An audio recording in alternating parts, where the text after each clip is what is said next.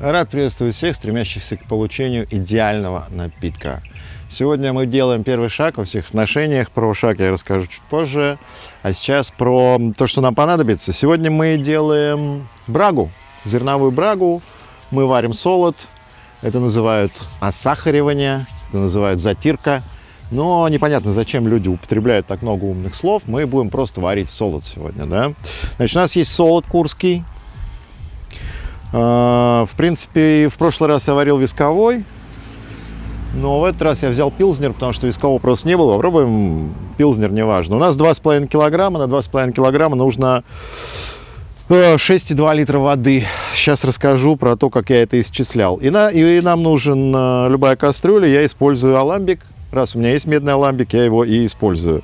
Ну, собственно, вообще все, что происходит, будет происходить с медным аламбиком, но это тоже я расскажу ближе к концу. И горелка, подключенная к газу. Горелка 8 киловатт. Очень крутая штука, потому что она подходит идеально под размер аламбика. То есть он встает идеально. И у нее равномерно распределяется пламя. Да? Ну, она двухконтурная, соответственно, равномерно распределяется пламя. Очень удобная штука. Сейчас попробую зажечь, но светло, не будет видно красоты. Но попробовать все-таки можно.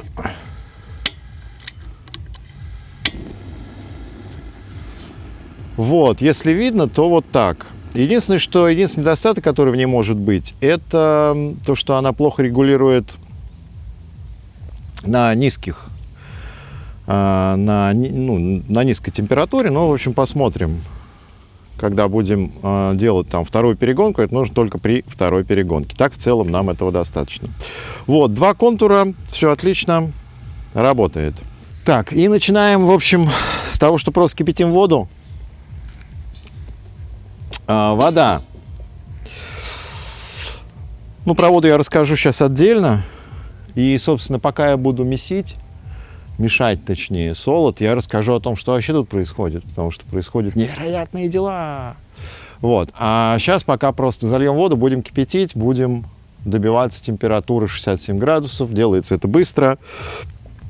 Еще раз, ну, понятно, что в любой таре это можно делать. Но раз у меня есть медный аламбик, то в медном аламбике это и делается. Значит, заливаем 5,5 литров. Это на 2,5 килограмма солода.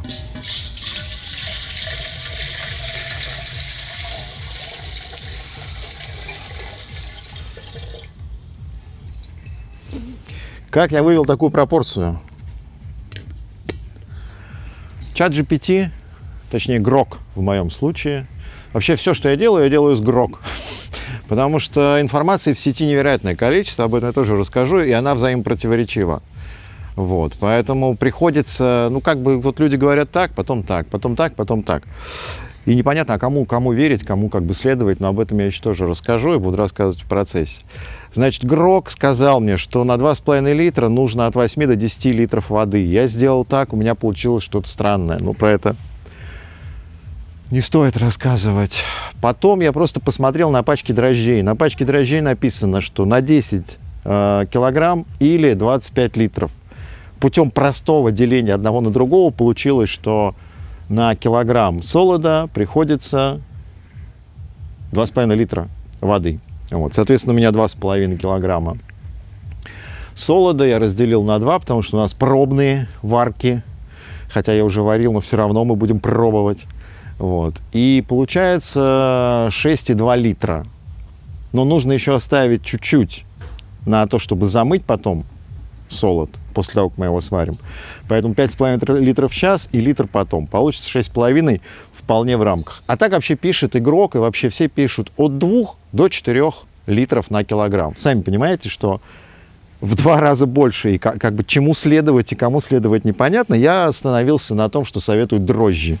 Про дрожжи я расскажу также потом. Ну и все, теперь просто включаем, ждем. И нам нужен термометр, и вам нужен термометр. В данной конкретной ситуации, ну, понятно, что тут температура все равно какая. Можете на полную, ветер сейчас есть, поэтому на полную. Вот. В данной конкретной ситуации скорость не важна. Мы просто кипятим воду. Закрываем. Перчатка закрывает дыру, да, ну, чтобы не ставить лебединую шею, в общем, просто перчатка, а потом, когда вскипит, потом, когда замесим, я просто накрою курткой, в принципе, будет держаться температура до самого конца. Все, и вам нужен градусник, градусником меряете. Кипятится, ждем. Так, нагрели мы до 68 градусов, аламбик всем хорош, ну, точнее, это вообще идеал, но градусник у него вот такой. Ну, когда гонишь, на самом деле он близко к истине, а сейчас, видите, 35 градусов, а в реальности у нас 69. Вот, 69. Итак, значит, что уже известно мне? То, что диапазон 60-70.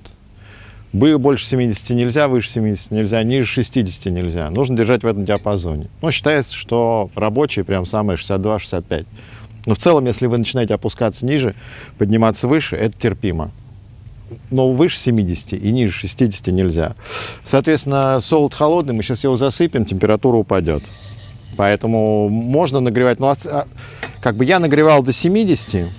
Ах, солод. Он, главное, вкусный. Я нагревал до 70, до 67. Ну, сейчас вот решил все-таки Точнее, ну, нагрелось до 69, ничего страшного. Засыпаем 2,5 килограмма солода. Еще раз, пилзнер. Курский солод. Не реклама.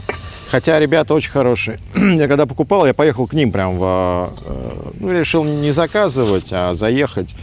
Потому что это под Москвой, недалеко, в совхозе имени Ленина. И продавец, что-то ему так понравились, мы, судя по всему, с любимой, отдал нам этот солод висковый. И потом вышел и подарил пачечку дрожжей для пива такой. Что-то завалялось, говорит, в кармане. Вот. И я понял, что пиво мы тоже будем варить в этот момент. Еще раз. Все, что сейчас происходит, я расскажу чуть позже, когда буду мешать. И чуть позже уже почти наступает. Вот остались грамульки. Все. Уже пошел запах. Кстати, плита выключена. Я сейчас на выключенной плите все это делаю. И начинаем мешать. Итак, что сейчас происходит? Мешаем плавно. Никуда не спешим. Итак, что сейчас происходит? Многие меня знают. Какое-то количество людей меня знает как специалиста в IT. У меня канал TechTalk, там 50-45 тысяч подписчиков. До этого была теплица социальных технологий, там было еще больше. И вот вдруг, ни с того ни с сего, ну, как сказать, не то чтобы совсем ни с того ни с сего, были, конечно, какие-то аргументы. Мы оказались за границей и прожили полгода в Сербии, в Белграде. И пили мы там только ракию. И понял я, что до этого я не жил. Потому что ракия — это не алкоголь. Мы вообще, я не очень люблю алкоголь. Ну, так, хороший, я пью. С друзьями я активно пью. Вот. А вернувшись в Россию, выяснилось, что алкоголя нет. Ну, ракия, она или дорогая, или не похожая. Про ракию я буду рассказывать неоднократно, и более того, мы ее будем делать. Единственный выход был сделать ракию самим. Дождаться шливы, когда пойдет шлива, купить аппарат и сделать ракию. И все это было в прошлом году, мы вернулись прошлой весной, но шливы не было, что-то случилось, и вот она там померзла в зимних сумерках. Или там в весенних сумерках. И мы, главное, чтобы не было комочков. Вот комочек один я нашел. И мы не сделали в прошлом году шливу, не сделали ракию, продолжали пить то, что продается в магазинах, а в магазинах стало продаваться все хуже и хуже. То есть виски, конечно, это уже совсем не виски, то, что продается в магазинах. И вот в этом году мы все-таки решили. И главная история, конечно, в том, чтобы не просто выгнать как можно больше. Дайте нам, мы же не пьем. И вас, кстати, призываем не пить. Главная идея была в том, чтобы сделать идеальный напиток, самый вкусный в мире напиток. И вот мы поэтому купили медный аламбик по прям совсем сербскому, самому что ни на есть стилю. Вот. Есть сербская фирма, Суботика называется, но там дорогие. Мы купили на Авито. историю этого аппарата я расскажу потом. Вот. Ну и, соответственно, логично было сразу заняться виски, пока нет шливы. Итак, что происходит? Все, я пока размешал, пусть стоит. Сейчас я накрою.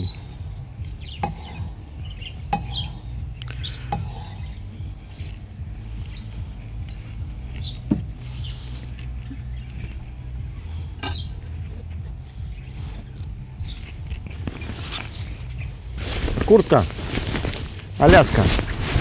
Не знаю, почему она называется Аляска, кстати. Она к Аляске отношения не имеет, но действительно куртка, которая держит тепло, я думаю, что она продержит до 62 минут 40-50. Что происходит? Канал, посвященный самогоноварению, но не просто самогоноварению, а канал, посвященный получению идеального напитка. Рано или поздно я его получу. Сейчас второй или третий раз, когда я варю солод, и, по-моему, единственный раз я выгонял, да, до конца просто сахарную брагу на этом аламбике. Но это не считается, это я выгнал, я сделал хреновуху, это тоже хорошо. Но понятно, что настоящий напиток другой. Вот. И канал будет, соответственно, про то, что происходит с человеком, который купил аламбик, начал что-то делать. Человек, который, во-первых, умеет снимать. Потому что все, что я посмотрел, бывают хорошие каналы, но всегда недостойная съемка, понимаете? А это нужно снять хорошо, я прям уверен. И я буду стараться снимать хорошо, от выпуска к выпуску все лучше и лучше. Это первое. Второе. Очень много странной информации. YouTube невозможно смотреть. Просто взаимопротиворечивые, еще раз, взаимопротиворечащие высказывания. Там отбирать нужно по каплям. На второй перегонке отбирать головы. По каплям, 2 капли в секунду. Железно. Человек на YouTube выкладывает ролик. Ни в коем случае нельзя отбирать 2 капли в секунду. Только построено. Вот вам, пожалуйста, сертификат. Я отобрал головы, я их отвез. И в сертификате написано. Ну, он выглядит более уверенно и достойно, чем те, кто говорят, что нужно отбирать по капле. И это про все. Нужно гнать на высочайшей скорости, да, там первую перегонку. Нужно греть потихоньку. Это первое. Второе. Аламбик медный, ему вообще почти ничего не посвящено. Ну, просто такое происходит. Кстати, по поводу отбора голов, оказывается, действительно надо отбирать, судя по всему, по капле. И вот я, человек, который умеет разбираться в вещах, которые не знал до этого, потому что, ну, вот я вел один канал, сейчас веду Техток. Многие меня воспринимают как специалиста по IT, специалиста по цифровой безопасности, но у меня нет профильного образования даже технического, у меня 2 гуманитарных образования. То есть это вещи, которые я начал с нуля когда-то лет 10 назад, и я влезаю в какие-то программы, влезаю в какие-то технологии и разбираюсь с нуля. До этого я разбирался один, теперь мы разбираемся с Гроком. Ну, я люблю Грок, хотя он сейчас начал тупить очень сильно. Вот, OpenAI, ну, то есть чат GPT, мы разбираемся, значит, вдвоем. Но тут нужно, чтобы, во-первых, ты ставил себе вопросы, знал, какие вопросы, не удовлетворялся ответами, которые есть. А во-вторых, нужно, чтобы кто-то извне оставлял тебе маркеры такие, вешки. То есть это называется мистика, метафизика. Вот все, что происходит, происходит потому, что есть кто-то, кто помогает мне по жизни искать информацию. И я уверен, что и здесь я тоже рано или поздно найду информацию. И где-то через полгода-год на этом канале появится видео, где будет рассказано, как сделать идеальный напиток. Уже сейчас что-то получилось. Совершенно чудесно. Мы нарушили технологию варки, сделали все неправильно, но получили что-то невероятное. Может быть, пройдет время, я зафиксирую это, и это и станет тем идеальным напитком, который я искал, который появился сам, сразу. Вот вообще ничего не умею. Я уверен, что появится еще что-то, ничего не умею. Поэтому... А потом еще одна важная вещь, кстати, связанная с каналом, я расскажу чуть позже, пока нужно еще раз помешать.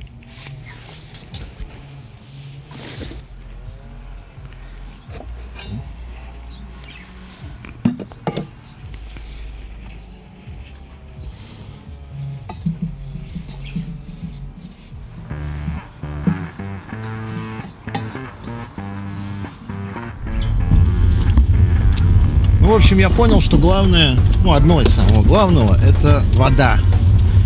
Мы искали воду, естественно, через Грок, через нейросеть.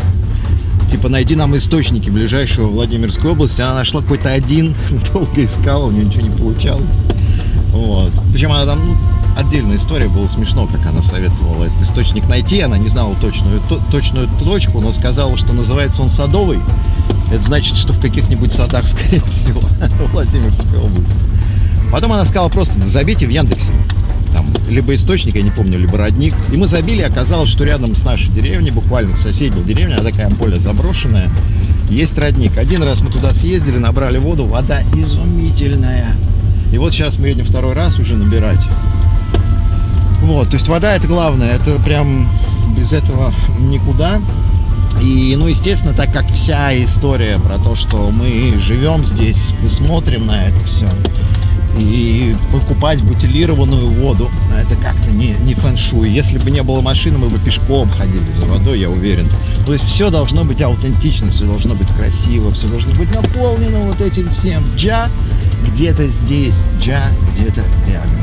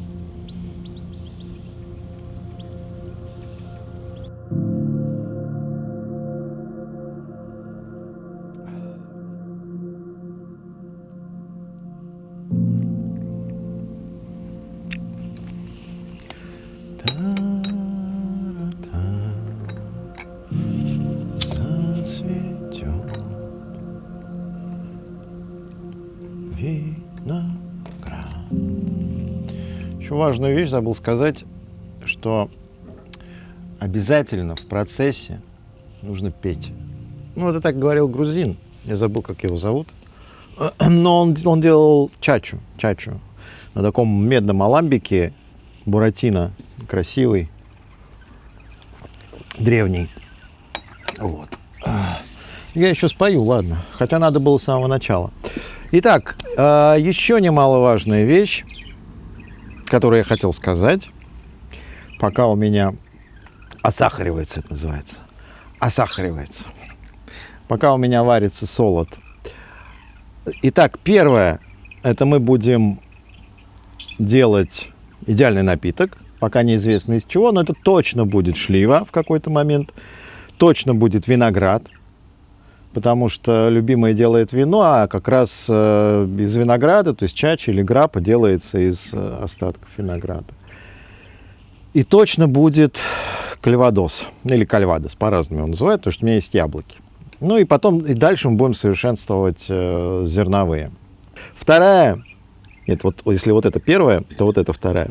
Вторая фишка канала будет то, что мы будем дегустировать напитки. И это, я думаю, 50% канала. 50% мы их будем делать, 50% дегустировать.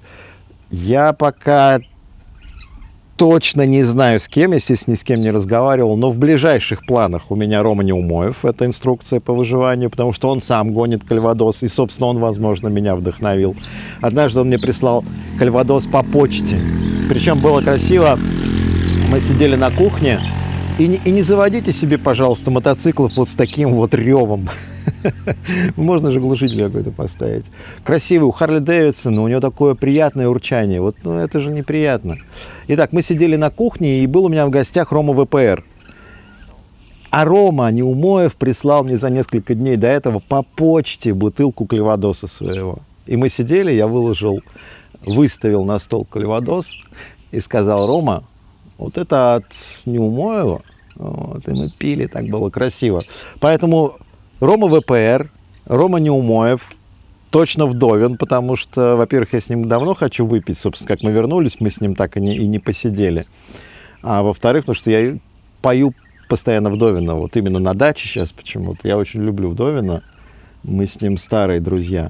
И дальше будем смотреть уже по ситуации, возможно, что-то будет связанное с напитком.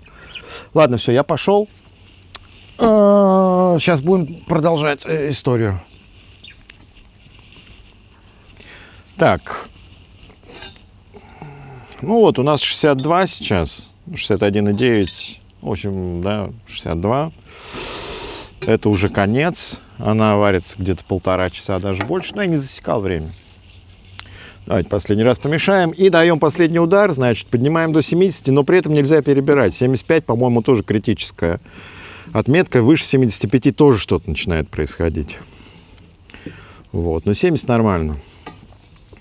Эх, не показал я, как это все выглядит здесь. Ну, в общем, вы увидите, что она такая каша и каша. До этого мы лили больше воды.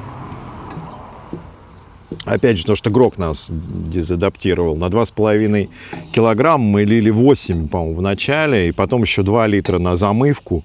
То есть в итоге оставалось 10, и у нас получился слабый напиток. Мы гнали почти до нуля, и получалось 18 градусов. Но зато получалась вкуснейшая штука, и мы, еще раз, я попробую ее повторить. А сейчас мы тогда попробуем догнать до 70. Конечно, с этими электронными градусниками есть проблема. Они пляшут, не совсем понятно, но еще раз, с этим градусником проблем еще больше. Да, хорошая штука, но, видите, не загорается уже. Вот так вот она делает зато. Ну, что поделать, ситуация, как сказал бы Серега Спортсмен. Все, включаем на слабый огонек. Все-таки, да, действительно, не надо, наверное, сильно ее жарить. Вот. У нас нет задачи срочно, быстро поднять. Кстати, показывает градусник сейчас вообще 59. Ну, вот сейчас пошел вверх, 59,8. В общем, пока. Опустили мы до 60, но не знаю. А, нет, это градусник не успел. Все нормально, ничего мы не опускали до 60. Просто градусник не успел показать температуру. Мы его только поставили, он долетает. 68. Ну все, стоим, ждем. Можно было помешивать, но помешивать не будем. Так, по-моему, про это я все рассказал. Теперь наша задача остудить это все быстро. Опять же, говорят 20-30 минут. 20-30 минут иногда сложно, но не растягивать до часа. Грок говорит, что нужно остудить хотя бы до 40 градусов за действительно 20-30 минут. А потом нужно, ну, и, в общем, добиться нужно температуры 20-20. Вот что он делает? То есть вот градусник показывает уже 80 и так далее. Он не мог за это время сделать 80. Это бред какой-то. Я не знаю, что это такое. Но в любом случае, это последний удар. Будем надеяться, что мы ничего не... Что там могло произойти? Да ничего не могло произойти. Тем более, это проблема градусника. Вот 100%. Вот сейчас я помешаю, оставлю градусник, и он опять уйдет до там скольких-то там, до 65. А может и не уйдет, еще посмотрим. Но у меня такое было, в общем... Не может за такое время он дать 10 градусов.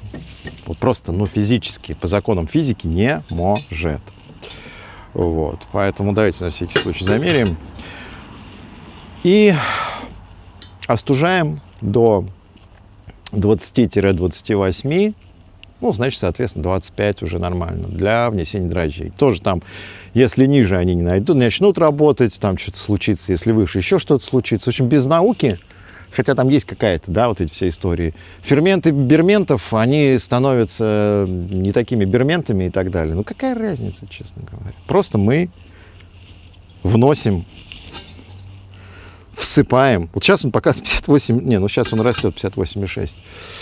Да нет, я не мог. Ну, не могло 10 градусов за это время, потому что я сделал тихий огонь. Но почему так происходит? Это нужно будет отдельно разбираться. Все, ладно, будем считать, что мы сделали 70, сделали последний удар. Хотя стрёмно это все, конечно. Вот что вот он показывает? 59,9, я остановился. 60, я остановился. Да, вот сделали мы последний удар, не сделали. Что вот? Пишите в комментариях, кто сталкивался с медным аламбиком. Не всякий может себе позволить делать канал, но у многих людей есть знания. Постарайтесь только не писать такие высокомерные. Ну вот это, знаете, как это лучше всего мазута береговая. Что там мазута береговая? Кто так делает? Вот этого зачем? Зачем? Да, я пока знаю мало. Но 68. Вот как? Вот он только что показывал 69. Пишите в комментариях, что не так. Будем считать, что я дал последний удар. В конце концов, он не нужен. Это опять же, еще раз, ладно, быстро расскажу. Грок мне сказал, значит, варим 62-65, час, снимаем. Я, наверное, у ChatGPT спрашивал или в YouTube где-то посмотрел. Вот, 1,5 часа и прочее. Я ему говорю, слушай, люди советуют ChatGPT, да. ChatGPT, говорю, советует делать последний удар до 70. Да, я забыл тебе об этом сказать. Я говорю, слушай, родной, ты еще что-нибудь, может быть, забыл мне сказать? Он говорит, ну, я забыл сказать про pH. pH – это кислотность. Если кислотность малая, то нужно добавлять соду. А малое это ниже 6, но для этого нужен pH-метр. Либо смотреть на качество. То есть, если они непрозрачные, то pH мало. В общем, и это, и йодная проба, я думаю, от лукавого. Мы ориентируемся на джа. Да? Джа дал, джа взял. Если джа против, чтобы у нас получилось, ну, ничего не поделаешь. Хоть йод, хоть pH, хоть что. Если за, то получится. Поэтому будем считать, что мы сделали последний удар. Теперь я ставлю баню. И фильтруем, и ставим в баню все это. Так, все, процеживаем. Значит, есть две схемы. Можно процеживать, можно нет. Красные, белые, зеленые схемы. Для виски говорят, что лучше процеживать. Не знаю. Я потом попробую не цедить. Но пока будем все-таки цедить. То есть просто делаем вот так.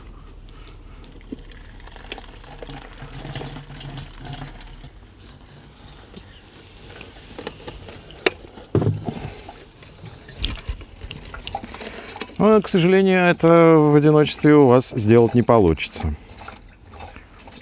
В первый раз можно особо не отжимать, потому что мы потом будем все это заливать еще.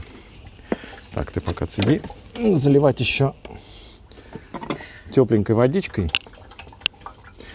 Водичку надо... Ой, слушайте, мы еще будем сейчас мерить его 1,5 часа. Водичку, ну, соответственно, нагреть до 60. Ну, говорят, почему до 70, но мне кажется, до 62 надо нагреть воду, которой вы это потом будете замывать. Да, как теоретический процесс уже закончен, осахаривание. В общем, наверное, не суть важно, что прям температура была 62. Но знаете как, лучше все-таки лишний раз. Что там? И это же нужно куда-то пересыпать. Тазик. Я его убрал, все. Зацветет. Это мы долго будем цедить. Виноград. А что такое маленькое вот это взяла? Ну, в общем, вы поняли, да, пока процесс можно тормознуть. Сейчас мы будем вот так вот действовать. А потом зальем. Кстати, вода у нас 51,8. Вода у нас кипятится.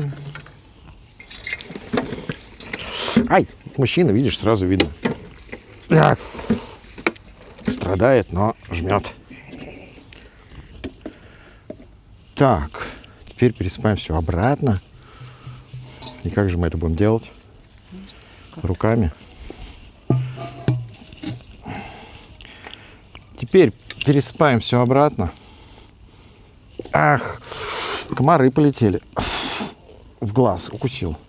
Все, и заливаем, значит, этим литром, который мы вскипятили до 60, где-то 2 градусов.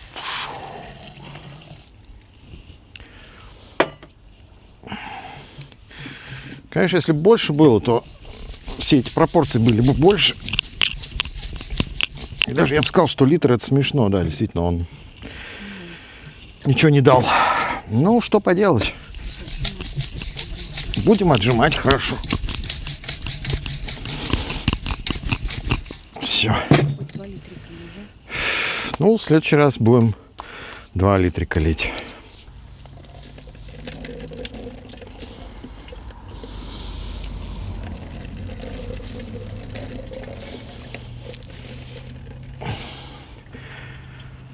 А для того, чтобы отжимать хорошо, нужно не пить алкоголь и заниматься спортом. Вот.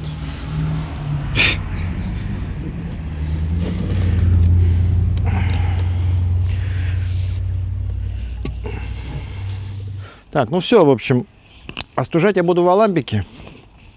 Мне кажется, получилось, ну, может быть, 6, но с натягом. Зато это невероятный вкус. Это сладкий, прям конкретно. Вот. Остужать в аламбике, потому что в прошлый раз была беда. Ну и видите, какой цвет, да, такой. Я остужал в этой бутыли, бутыль перевернулась, и все вылилось. Было очень обидно. Вот просто как-то запредельно обидно. Оставить будем уже в этой бутыли. Ну и вот у нас баня. Аламбик все равно плавает.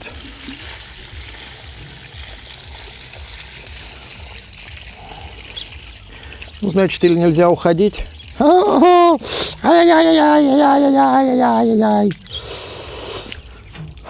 Или нельзя уходить, или одно из двух. Скорее всего, нельзя уходить. И сюда же мы кинем лед. Как я это сделаю? Непонятно пока. Так, ну что ж, тогда сольем воду.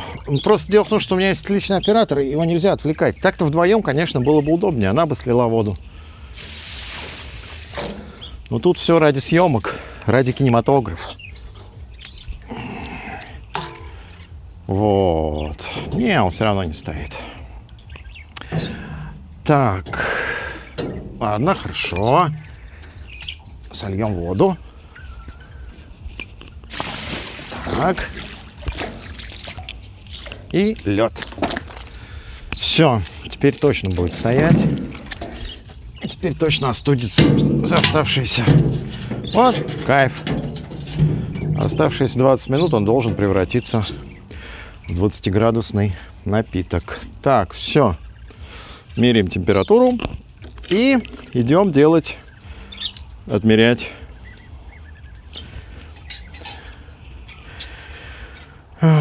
идем отмерять дрожжи.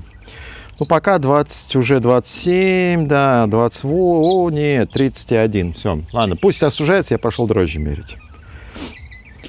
Все, значит, пока у нас остужается, уже почти остыло, наведем дрожжи, разведем дрожжи. На пачке написано 25, 10. 25 нам не важно, 25 литров, 72 грамма дрожжи. Соответственно, отделим одно на другое, получается 18 грамм дрожжей на 6 литров. Дрожжи я взял Bregman, Whisky, Turbo East. Не знаю, будем пробовать разные, но в целом я не могу сказать, что они дико дорогие, обычные. Вот. Но вроде люди советуют, пользуйтесь обычными, пожалуйста. Вот. И, соответственно, меряем... как его скинуть на 0-то? Он меряется у меня, вот он и вообще отказывает. О, скинулся. Вот, 0. Соответственно, меряем 18 грамм. Без весов, я боюсь, работать с этим нельзя. И вообще, на самом деле, имейте в виду, что вы в данный момент являетесь фактически парфюмером. Потому что по легенде парфюмер пользовался как раз медным аламбиком, когда вываривал своих жертв, когда получал запахи своих жертв. Вот. И, соответственно, может быть, со временем мы займемся еще и получением запахов. Но для этого сначала нужно получить идеальный напиток. Итак, 18 грамм дрожжей на 6 литров. Считаем мы. Ну, вот это вот сложная история.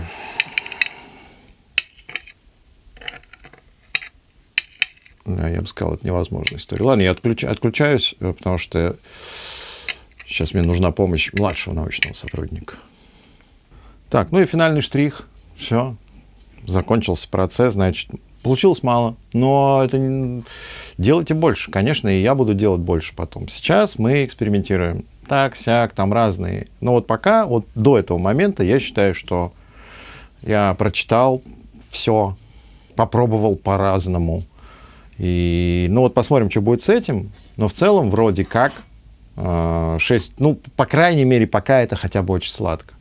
10 литров дают слабый алкоголь. Я выгнал сырец, еще раз 18 градусов, 3 литра. Я не знаю, что будет, когда я буду гнать уже набело. Но при этом в сырце был удивительный вкус в районе там 40 градусов. Вот, поэтому посмотрим, что будет с этим. Но вроде как должно быть лучше. Поэтому просто добавляем, ну, как сухие дрожжи. Ничего не надо выпендриваться, там замачивать. Просто добавляем.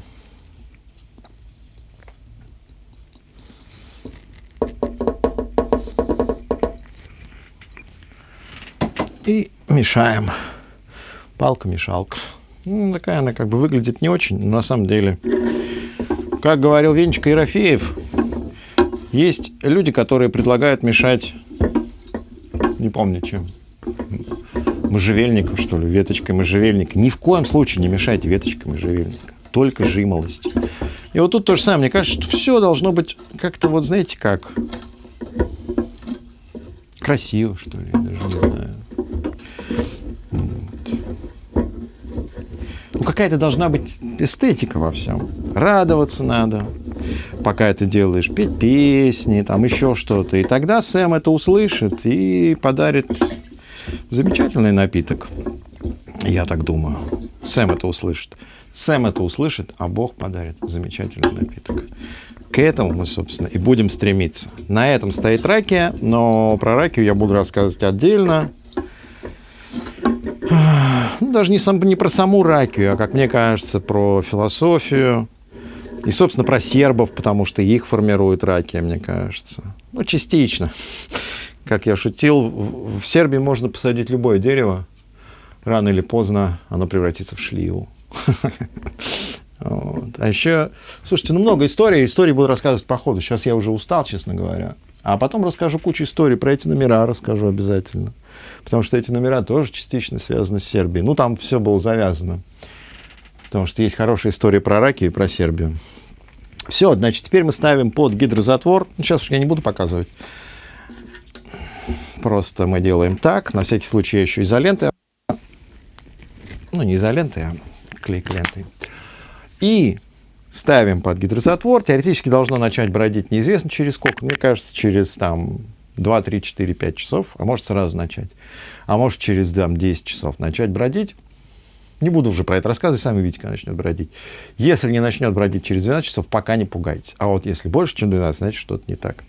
И бродит от 1,5 дней до, как говорит Грок, 5-7, но это, конечно, бред.